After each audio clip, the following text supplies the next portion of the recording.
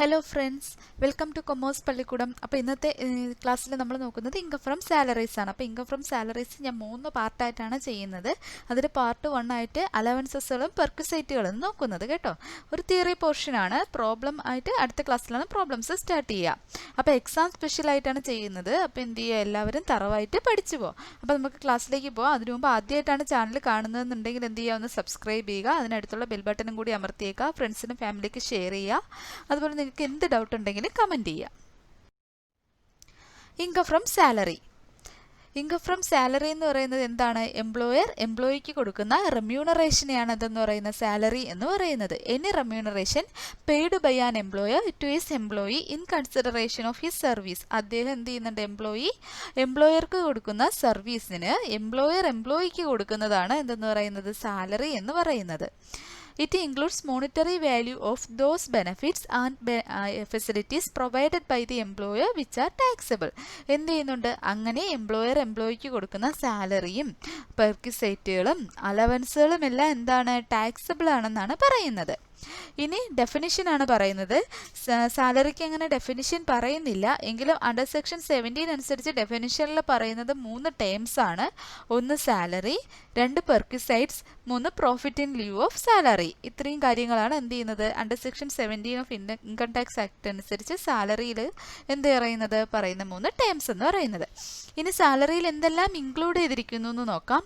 Wages, any annuity or pension, any gratuity, any fees, commission, perquisites, any advance in salary, any payment received by the employee in respect of any period of leave not availed of by him. ഇത്രയും കാര്യങ്ങൾ എന്ത് ചെയ്യുന്നു? അദ്ദേഹത്തിന് കൊടുക്കുന്ന wages എന്ന് പറഞ്ഞാൽ ദിവസമായിട്ട് മേടിക്കുന്നത്. അതായത് ഇന്ന് ജോലി ചെയ്ത് ഇന്ന് തന്നെ എന്ത് ചെയ്യുന്നുണ്ട്? ശമ്പളം മേടിക്കുന്നതിനാണ് വേജസ് എന്ന് പറയുന്നത്. അത് ആനുറ്റി, അദ്ദേഹത്തിന് കൊടുക്കുന്ന പെൻഷൻ, ഗ്രാറ്റുവിറ്റി, ഫീ, കമ്മീഷൻ എല്ലാം എന്ത് ചെയ്യുന്നുണ്ട്? എന്തെങ്കിലും സാലറിയിൽ എന്തെങ്കിലും അഡ്വാൻസ് മേടിച്ചിട്ടുണ്ടോ അതെല്ലാം എന്തെന്നാ പറയുന്നത്? സാലറിയിൽ കൂടെ നമ്മൾ ആഡ് ചെയ്യുന്ന പറയുന്നത്. ഇനി സാലറിക്ക് ഒരു ഫോർമാറ്റ് ഉണ്ട്. സാലറിയിൽ എന്തെല്ലാം ആഡ് ചെയ്യണം എന്തെല്ലാം ലെസ് ചെയ്യണമെന്ന് ഈ ഫോർമാറ്റ് നോക്കുമ്പോൾ നമുക്ക് മനസ്സിലാവും.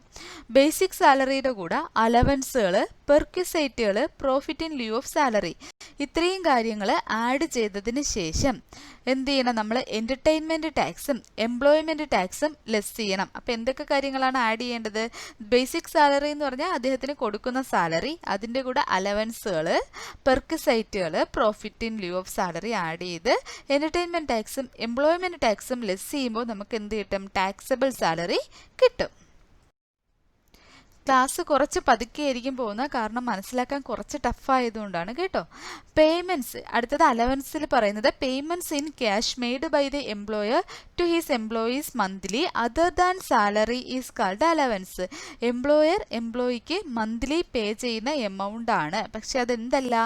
സാലറി അല്ല. സാലറിയുടെ കൂടെയോ അല്ലാതെയോ എംപ്ലോയർ എംപ്ലോയിക്ക് മന്ത്ലി കൊടുക്കുന്ന അധികം കൊടുക്കുന്ന അലവൻസുകൾ എമൗണ്ട്സ് ആണ് അലവൻസുകൾ എന്ന് പറയുന്നത്.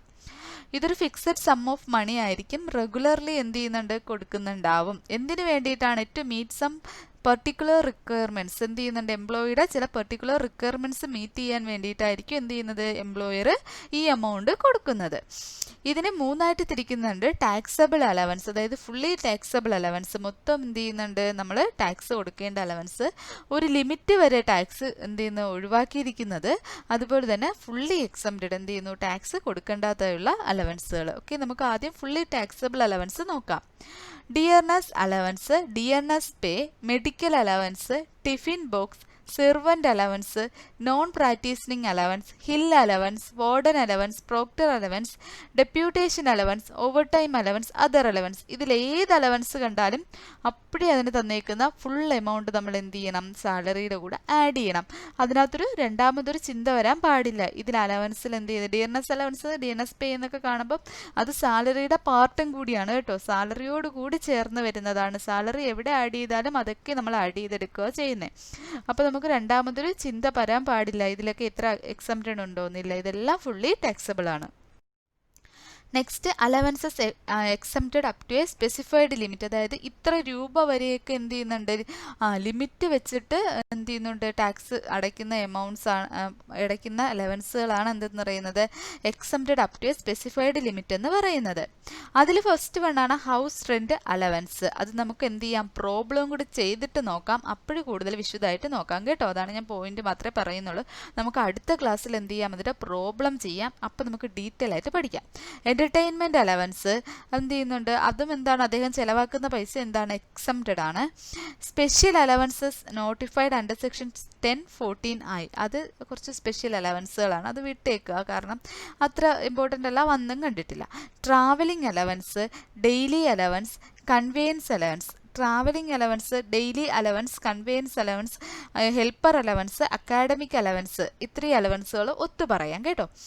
ഈ ട്രാവലിംഗ് തൊട്ട് അക്കാഡമിക് അലവൻസ് വരെയുള്ള അലവൻസ്, അതായത് ഒരാൾക്ക് 100 രൂപ അല്ലെങ്കിൽ 200 രൂപ വെച്ച് പെർ മന്ത് എംപ്ലോയർ പേ ചെയ്യാമെന്ന് വിചാരിക്കുക. എന്നിട്ട് അയാൾ അതിൽ 150 രൂപ മാത്രമേ എന്ത് ചെയ്യുന്നുള്ളൂ, ചിലവാക്കുന്നുള്ളൂ എങ്കിൽ ആ ചിലവാക്കുന്ന തുക കഴിച്ചിട്ടുള്ള ബാക്കി 50 രൂപയ്ക്ക് അയാൾ എന്ത് ചെയ്യണം, ടാക്സ് പേ ചെയ്യണം. ചിലവാക്കിയ എമൗണ്ട് ഒഴിച്ച് ബാക്കിക്ക് ടാക്സ് പേ ചെയ്യണം. അതാണ് ഇത്രയും അലവൻസ് ഞാൻ ഒത്തു പറയാൻ കാര്യം. ഇതെല്ലാം ഒരുപോലെ തന്നെയാണ്. അടുത്ത യൂണിഫോം അലവൻസ്, അതും ഇത്ര രൂപ വെച്ച് പെർ മന്ത് 100 രൂപ 150 രൂപ എന്നൊക്കെ പറയും, അതും അങ്ങനെ തന്നെയാണ് കേട്ടോ. Special hill compensatory allowance, snow bound area allowance, border area allowance, remote locality allowance, difficult area allowance, disturbed area allowance, special compensatory allowance, allowance to an employee working in any transport system. എന്ത് ചെയ്യുക, ഇതൊക്കെ എന്ത് ചെയ്യുക, അധികം വന്ന് കണ്ടിട്ടില്ല, ഇതുവരെ വന്ന് കണ്ടിട്ടില്ല. വരുവാന്നുണ്ടെങ്കിൽ പ്രോബ്ലത്തിൽ എങ്ങനെയാണ് വരുന്നതെന്ന് നമുക്ക് നോക്കാം കേട്ടോ. പ്രോബ്ലം ചെയ്യുമ്പോൾ എല്ലാ അലവൻസുകളും നമുക്ക് തീർച്ചയായും നോക്കാം. അടുത്ത ചിൽഡ്രൻ എഡ്യൂക്കേഷൻ അലവൻസ്, തീർച്ചയായും ചോദിക്കുന്ന, അത് കമ്പൽസറി ആയിട്ട് ചോദിക്കുന്ന ഒരു അലവൻസ് ആണ്. എന്താണെന്ന് പറയുന്നത്, ചിൽഡ്രൻ എഡ്യൂക്കേഷൻ അലവൻസ്. അത് ഒരു കുട്ടിക്ക് 100 രൂപ വെച്ച് എന്ത് ചെയ്യുന്നുണ്ട്, മാക്സിമം എക്സംഷൻ കൊടുക്കുന്നുണ്ട്. ഒരു കുട്ടിക്ക് 100 രൂപ വെച്ചാണ് എന്ത് ചെയ്യുന്നത്, ഇതിൻ്റെ എക്സംഷൻ വരുന്നത്, പെർ മന്ത് 100 രൂപ. ഇനി ചിൽഡ്രൻ ഹോസ്റ്റൽ അലവൻസ് ആണെങ്കിൽ ഒരു കുട്ടിക്ക് 300 രൂപ വെച്ച് വരുന്നുണ്ട്. ഇതെല്ലാം എന്താണ്, ഇൻ ഇന്ത്യയാണ് കേട്ടോ, ഇന്ത്യക്കകത്താണ്. ട്രാൻസ്പോർട്ട് അലവൻസ് മാക്സിമം എത്ര രൂപ, 1600 രൂപ വരെയാണ് വരിക. അണ്ടർഗ്രൗണ്ട് അലവൻസ് 800 രൂപയാണ് മാക്സിമം പെർ മന്ത് വരിക. കോമ്പൻസേറ്ററി ഫീൽഡ് ഏരിയ അലവൻസ് 1000 രൂപ maximum per month. Island duty allowance 3250 രൂപ പെർ മന്ത്. ഇങ്ങനെയാണ് അലവൻസിൻ്റെ എക്സംഷൻ വരിക സ്പെസിഫൈഡ് ലിമിറ്റ് വരുമ്പോൾ. ഇതിനകത്ത് ചിൽഡ്രൻ എന്ത് ചെയ്യുന്നുണ്ടോ, എഡ്യൂക്കേഷനും ഹോസ്റ്റലും ട്രാൻസ്പോർട്ടും എല്ലാം പഠിച്ചു വയ്ക്കുക. ട്രാൻസ്പോർട്ട് ഇല്ല, ചിൽഡ്രൻ്റെതെല്ലാം പഠിച്ചു വയ്ക്കുക, അത് വരും. പിന്നെ HRA ഒക്കെയാണ് വരിക, അത് നമുക്ക് കമ്പ്യൂട്ട് ചെയ്യാൻ പഠിക്കാം. നെക്സ്റ്റ് ഫുള്ളി എക്സംപ്റ്റഡ് ആണ്. ഇതിലൊന്നും നോക്കാനില്ല, ഫുള്ളി ടാക്സബിൾ കണക്ക് ഇത് കണ്ട അപ്പോഴെന്ത് ചെയ്യുക, വിട്ടേക്കുക. ഫുള്ളി എക്സംപ്റ്റഡ് ആണ്. ഫോറിൻ അലവൻസ്, അതുപോലുള്ള അലവൻസസ് ഫ്രം UNO, സ്റ്റംപ്ലി അലവൻസ്, പ്രീ ഡെം അലവൻസ്, ഇതെല്ലാം എന്താണ്, എക്സംപ്റ്റഡ് ആണ്. ഇതുവരെയും വന്ന് കണ്ടിട്ടില്ല, എന്ത് ചെയ്യുക, ഇനിയും വരില്ല എന്ന് തന്നെ നമുക്ക് വിശ്വസിക്കാം. അത്ര കോംപ്ലിക്കേറ്റഡ് ആയിട്ടൊന്നും സാലറി ക്വസ്റ്റ്യൻ വരത്തില്ല. നമുക്ക് ഏറ്റവും ഇമ്പോർട്ടൻ്റ് പാടുവാണെങ്കിലും നമുക്ക് ക്വസ്റ്റ്യൻ വരുമ്പോൾ തമാശ തോന്നും. കാരണം ഏറ്റവും ഈസി ആയിട്ടായിരിക്കും നമുക്ക് സ്ഥിരം നമ്മൾ കേൾക്കുന്ന ക്വസ്റ്റ്യൻസ് എന്ത് ചെയ്ത അലവൻസ് വെച്ചിട്ടാണ് നമുക്ക് ക്വസ്റ്റ്യൻ വരിക. അപ്പം നമുക്ക് ഡൗട്ടാവും, ഇത് അതാണോ ഇതാണോ എന്നൊക്കെയുള്ള ഡൗട്ട് കൊണ്ടാണ് മിക്ക ഉള്ളവർ സാലറിയുടെ പ്രോബ്ലംസ് തെറ്റിക്കുക. ഭയങ്കര ഈസി ആയിട്ടായിരിക്കും ക്വസ്റ്റ്യൻസ് വരിക. Next perquisites. In terms of perquisite mean any benefit attached to the office of position in addition to salary or wages. സാലറിയും വേജസും അല്ലാതെ നമ്മൾ കൊടുക്കുന്നതാണ് എന്തെന്ന് പറയുന്നത്, പെർക്വിസൈറ്റുകൾ. അത് ആർക്ക് കൊടുക്കുന്നു, എംപ്ലോയർ എംപ്ലോയിക്ക് കൊടുക്കുന്നു. It may be given in cash or kind. ഇത് പൈസയായിട്ടായിരിക്കാൻ കൊടുക്കുന്ന, അല്ലാതെ ആയിരിക്കാൻ കൊടുക്കുന്ന. ചിലപ്പോൾ എന്ത് ചെയ്തു, മൊബൈലൊക്കെ കൊടുത്തിട്ട് ചാർജ് ചെയ്തൊക്കെ കൊടുക്കും, കാറ് കൊടുക്കും. അതൊക്കെ എന്താണ്, പെർക്വിസൈറ്റ് ആണെന്നാണ് പറയുന്നത്. അതെല്ലാം എന്ത് ചെയ്യുന്നുണ്ട്, ടാക്സബിൾ ആണെന്ന് പറയുന്നുണ്ട് കേട്ടോ. For income tax purpose, we limit the scope of perquisites to the benefit received in kind and which is convertible in kind of money. എന്ത് ചെയ്യുന്നുണ്ട്, കയ്യിൽ ഒരു ലിമിറ്റ് വരെ കൊടുക്കാൻ പറ്റുള്ളൂ. അതുകൊണ്ട് തന്നെ അത് എന്ത് ചെയ്യുന്നു, നമ്മൾ പൈസയായിട്ട് കൺവേർട്ട് ചെയ്താണ് എന്ത് ചെയ്യുന്നത്, എടുക്കുന്നതെന്നാണ് പറയുന്നത്. നെക്സ്റ്റ് പെർക്വിസൈറ്റുകളും എന്ത് ചെയ്യുന്നുണ്ട്, ഫുള്ളി ടാക്സബിൾ ഉണ്ട്, ലിമിറ്റ് വെച്ചിട്ട് പറയുന്നുണ്ട്, ഫുള്ളി എക്സംപ്റ്റഡും പറയുന്നുണ്ട് കേട്ടോ. Perquisite taxable in case of all employees. എന്ത് ചെയ്യുന്നുണ്ട്, എല്ലാ എംപ്ലോയീസിനും ടാക്സബിൾ ആയിട്ടുള്ള പെർക്വിസൈറ്റുകളാണ്. റെസിഡൻഷ്യൽ അക്കോമഡേഷൻ പ്രോബ്ലം ചെയ്താലേ മനസ്സിലാവൂ. കമ്പൽസറി ആയിട്ട് 1 or 2 മാർക്കിന് എന്ത് ചെയ്യുന്നുണ്ട്, റെസിഡൻഷ്യൽ അക്കോമഡേഷൻ മാത്രം ചോദിക്കുന്നുണ്ട്. അത് നമുക്ക് നെക്സ്റ്റ് ക്ലാസ്സിൽ എന്ത് ചെയ്യുന്നുണ്ട്, ഞാൻ പ്രോബ്ലം ഇൻക്ലൂഡ് ചെയ്തിട്ടുണ്ട്. Employees club or hotel bill, any loan due to his employees, educational expense expenses of children of his employees, salary of domestic servant of an employee, legal expenses, any sum by the employer, set to equity shares, superannuation fund 1.5 ലക്ഷം രൂപ വരെ എന്താണ് exemption ആണ്. അതിൽ കൂടുകയെന്നുണ്ടെങ്കിലാണ് എന്ത് ചെയ്യുന്നത് taxable ആവുന്നത്. Fringe benefit വരുന്നുണ്ട്, interest free concession fee വരുന്നുണ്ട്, ഹോളിഡേ എൻജോയ്മെന്റ് വരുന്നുണ്ട്, free food, gift, expenses charge, credit card, club expenses, movable അസെറ്റിന്റെ transfer of movable asset, any other benefit of amenity, അതെല്ലാം എന്താണ് ടാക്സബിൾ ആണെന്നാണ് പറയുന്നത് കേട്ടോ. ഇതിൽ റെസിഡൻഷ്യൽ അക്കോമഡേഷൻ ആണ് നമുക്ക് ഏറ്റവും ഇമ്പോർട്ടൻ്റ് ആയിട്ട് വരിക. അത് പ്രോബ്ലം ചെയ്ത് പഠിച്ചാലേ മനസ്സിലാവത്തുള്ളൂ. പറഞ്ഞാൽ എന്ത് ചെയ്യും, നമുക്ക് ക്ലിയർ നിൽക്കത്തില്ല. Next perquisite taxable in case of specified employees. ചില സ്പെസിഫൈഡ് എംപ്ലോയീസിന് മാത്രം വരുന്നതാണ്. ആ സ്പെസിഫൈഡ് എംപ്ലോയീസ് ആരൊക്കെയാണെന്നുള്ള 3 കണ്ടീഷൻസ് ആണ് ഇവിടെ പറയുന്നത്. ഒന്ന് ഏതൊക്കെയാണ്? ഒന്ന് ഡയറക്ടർ എംപ്ലോയി, ഏതെങ്കിലും ഒരു കമ്പനിയിലെ ഡയറക്ടർ ആയിരിക്കണം. അത് ഫുൾ ടൈമോ പാർട്ട് ടൈമോ ആയിരിക്കാം. എംപ്ലോയീസ് ഹാവിങ് സബ്സ്റ്റാൻഷ്യൽ ഇൻട്രസ്റ്റ്, അതായത് 20% കുറയാതെ വോട്ടിംഗ് പവർ ഉള്ള ഇക്വിറ്റി ഷെയറിന്റെ ഉടമസ്ഥർ, അവർക്ക് എന്ത് ചെയ്യുന്നുണ്ട്, സ്പെഷ്യൽ കേസ് എംപ്ലോയീസ് ആയിട്ടാണ് ട്രീറ്റ് ചെയ്യുന്നത്. അതുപോലെ തന്നെ എനി അതർ എംപ്ലോയി എന്ത് ചെയ്യുന്നുണ്ട്, ഈ 2 എണ്ണത്തിൽ വരാത്ത മറ്റേത് എംപ്ലോയീസ് എന്തൊക്കെയാണ് വരുന്നത്? അവർക്ക് കൊടുക്കുന്നത് എന്താണ്? ഫെസിലിറ്റി ഓഫ് കാർക്ക് എന്ത് ചെയ്യുന്നുണ്ട്, കമ്പൽസറി ക്വസ്റ്റ്യൻ ആണ്. ഒന്നെങ്കിൽ റെന്റ് ഫ്രീ അക്കോമഡേഷൻ, അല്ലെങ്കിൽ HRA, അല്ലെങ്കിൽ ഫെസിലിറ്റി ഓഫ് കാർ. ഇതിൽ ഏതെങ്കിലും ഒരു ക്വസ്റ്റ്യൻ 2 മാർക്കിന് കമ്പൽസറി ആണ്. അതുകൊണ്ട് ഇത് 3 ക്വസ്റ്റ്യനും പ്രോബ്ലം ചെയ്ത് പഠിക്കണം. Sweeper, watchman, gardener, personal attendant, ഇതെല്ലാം എന്താണ് ടാക്സബിൾ ആണ്. ഗ്യാസ്, ഇലക്ട്രിസിറ്റി, വാട്ടർ, അത് ടാക്സബിൾ ആണ്. Educational facility of members of employees household taxable ആണ്. ട്രാൻസ്പോർട്ട് ഫെസിലിറ്റി ടാക്സബിൾ ആണ്. Next tax free perquisite. എന്തൊക്കെയാണ് ടാക്സ് ഫ്രീ? Medical benefit. അങ്ങനെ മെഡിക്കൽ ബെനിഫിറ്റ് നമുക്ക് ഫുള്ളി ആയിട്ട് അങ്ങനെ എക്സംപ്റ്റഡ് ആണെന്നൊന്നും പറയത്തില്ല. ചിലതിന് ലിമിറ്റ് ഒക്കെ വെച്ചിട്ടുണ്ട്. RBIയും അതുപോലെ തന്നെ വരുന്നുണ്ട്, ലിമിറ്റുകളൊക്കെ വരുന്നുണ്ട്. ചീഫ് കമ്മീഷണറുടെ വകയൊക്കെ ലിമിറ്റ് വരുന്നുണ്ട്. അതൊക്കെ നമുക്ക് നോക്കാം കേട്ടോ. ടീ സ്നാക്സ്, അതൊക്കെ എന്ത് ചെയ്യുന്നത്, കമ്പനി പ്രൊവൈഡ് ചെയ്യുന്ന tea snacks, residential accommodation, expenses of telephone എന്ത് ചെയ്യുന്നുണ്ട്, അതൊക്കെ എന്ത് ചെയ്യുന്നുണ്ട്, കമ്പനിയുടെ എംപ്ലോയർ ആണ് അടയ്ക്കുന്നതെങ്കിലാണ് ടാക്സ് ഫ്രീ റെക്വിസിറ്റുകൾ വരുന്നത്. എല്ലാം എംപ്ലോയർ ആണ് എംപ്ലോയിക്ക് വേണ്ടി പേ ചെയ്യുന്നത്. Employees contribution to staff insurance scheme, scholarship, conveyance allowance എന്ത് ചെയ്യുക, ഫുള്ളി എക്സംപ്റ്റഡ് ആണെന്ന് പഠിച്ചു വയ്ക്കുക. അവിടെ ഒരു ഡൗട്ട് വരാൻ പാടില്ല. അത് എന്ത് ചെയ്യുക, കണ്ടാൽ എടുക്കരുത്, അപ്പോഴേ എടുക്കാതെ കളയുക.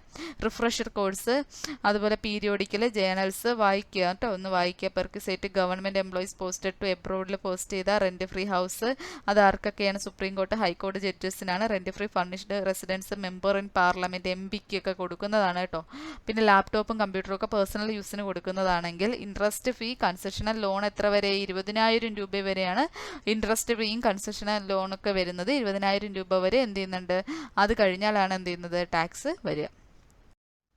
ഇനി അടുത്തത് മെഡിക്കൽ ബെനിഫിറ്റ്സ്. ഞാൻ പറഞ്ഞു അല്ലേ, മെഡിക്കൽ ബെനിഫിറ്റ്സ് എന്ത് ചെയ്യുന്നുണ്ട്, നമ്മൾ ഫുള്ളി എക്സംപ്റ്റഡ് ആണെന്ന് പറയാൻ പറ്റില്ല എന്ന് പറഞ്ഞതിന് കാരണമുണ്ട്. ട്രീറ്റ്മെന്റ് ഇനി ഇന്ത്യൻ ട്രീറ്റ്മെന്റ് ഔട്ട്സൈഡ് ഇന്ത്യയാണ് മെഡിക്കൽ ബെനിഫിറ്റ്സിനകത്ത് വരുന്നത്. ഈസി ആയിട്ട് മനസ്സിലാക്കാം. പലരും മെഡിക്കൽ ബെനിഫിറ്റ് അയ്യോ എന്നൊക്കെ വിളിക്കുന്ന ഒരു കാര്യമാണ്, പക്ഷെ അത് ഈസിയാണ് കേട്ടോ. Value of treatment of employee എന്ത് ചെയ്യുന്നുണ്ട്, എംപ്ലോയറുടെ ഹോസ്പിറ്റലിൽ തന്നെയാണ് എംപ്ലോയിയോ അദ്ദേഹത്തിന്റെ ബന്ധുക്കളോ ആരെങ്കിലും ട്രീറ്റ്മെന്റ് എടുക്കുന്നതെങ്കിൽ അത് ഫുള്ളി എക്സംപ്റ്റഡ്. ഗവൺമെന്റ് ഹോസ്പിറ്റലോ ലോക്കൽ അതോറിറ്റി ഗവൺമെന്റ് അപ്രൂവ് ചെയ്ത ഹോസ്പിറ്റൽ അതൊക്കെയാണെങ്കിൽ ഫുള്ളി എക്സംപ്റ്റഡ് ആയിരിക്കും. അവിടെ പ്രിസ്ക്രൈബ്ഡ് ഡിസീസിനായിരിക്കും ട്രീറ്റ് ചെയ്യുക. ആ ഡിസീസ് ഏതൊക്കെയാണെന്ന് ചീഫ് കമ്മീഷണർ എന്ത് ചെയ്തിരിക്കണം, അപ്രൂവ്ഡ് ചെയ്തിരിക്കണം കേട്ടോ. അല്ലാതെ ഇന്ന ഡിസീസിന് ഞാൻ ട്രീറ്റ്മെന്റ് ചെയ്തു എനിക്ക് ഫുള്ളി എക്സംപ്ഷൻ വേണമെന്ന് പറയത്തില്ല. അതെല്ലാം ആര് അപ്രൂവ് ചെയ്യണം, ചീഫ് കമ്മീഷണർ അപ്രൂവ് ചെയ്തിടണം. Payment of reimbursement premium in respect of health insurance of an എംപ്ലോയിയുടെ ഹെൽത്ത് ഇൻഷുറൻസ് ഒക്കെ ആര് എംപ്ലോയിക്കോ വീട്ടിലെ മെമ്പേഴ്സിനോ എംപ്ലോയർ പേ ചെയ്താൽ അത് ഫുള്ളി എക്സംപ്റ്റഡ് ആണ്. പിന്നെ എന്ത് ചെയ്യുന്നുണ്ട്, ഹെൽത്ത് ഇൻഷുറൻസ് പ്രീമിയം അല്ലാതെ എന്തെങ്കിലും ട്രീറ്റ്മെന്റുകൾ എംപ്ലോയിയോ ഫാമിലിയോ എടുക്കുന്നുണ്ടെങ്കിൽ അതിന് 15,000 രൂപ വരെയാണ് എക്സംഷൻ വരിക ട്രീറ്റ്മെന്റിന് കേട്ടോ, അതിന്റെ എക്സ്പെൻസ്. ഇനി ഔട്ട്സൈഡ് ഇന്ത്യ ആണെങ്കിൽ നോക്കിയേ, expenses incurred by the employer, എംപ്ലോയിക്ക് ഫാമിലി മെമ്പർക്കോ ആർക്കെങ്കിലും ഒരാൾക്ക് പുറത്ത് പോയി ട്രീറ്റ്മെന്റ് ചെയ്യണമെങ്കിൽ അതിന്റെ ലിമിറ്റ് ആരാണ് വെക്കുക, RBI ആണ് വെക്കുക. അത്ര കോംപ്ലിക്കേഷൻസ് ആയിട്ടൊന്നും വരത്തില്ല കേട്ടോ ക്വസ്റ്റ്യൻ. RBI ആണ് ലിമിറ്റ് വെക്കുക. ട്രാവൽ ടു സ്റ്റേ എബ്രോഡിൽ പോവുകയാണ്, ആരും കാണും, ഒരു പേഷ്യൻ്റെ കൂടെ ആരെങ്കിലും ഒരാളും കൂടെ ബൈസ്റ്റാൻഡറായിട്ട് കാണുമല്ലേ, അങ്ങനെ വരികയെന്നുണ്ടെങ്കിൽ മെഡിക്കൽ ട്രീറ്റ്മെൻറ്റ് RBIയുടെ ലിമിറ്റ് ആയിരിക്കും.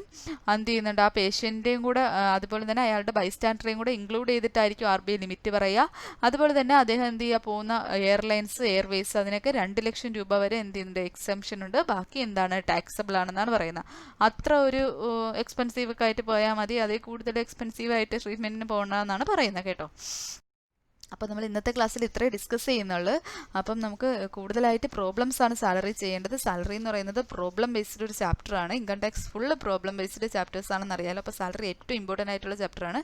നമുക്ക് പ്രോബ്ലം വെച്ച് തന്നെ പഠിക്കണം. അപ്പോൾ നെക്സ്റ്റ് ക്ലാസ്സിൽ പ്രോബ്ലംസ് ഡിസ്കസ് ചെയ്യാം. അപ്പോൾ അതിന് മുമ്പ് ചാനൽ ഒന്ന് സബ്സ്ക്രൈബ് ചെയ്തേക്കുക, ബെൽ ബട്ടൺ അമർത്തിയേക്കുക. അപ്പോൾ അടുത്ത ക്ലാസ്സിൽ കാണുന്നത് വരെ ബൈ ബൈ.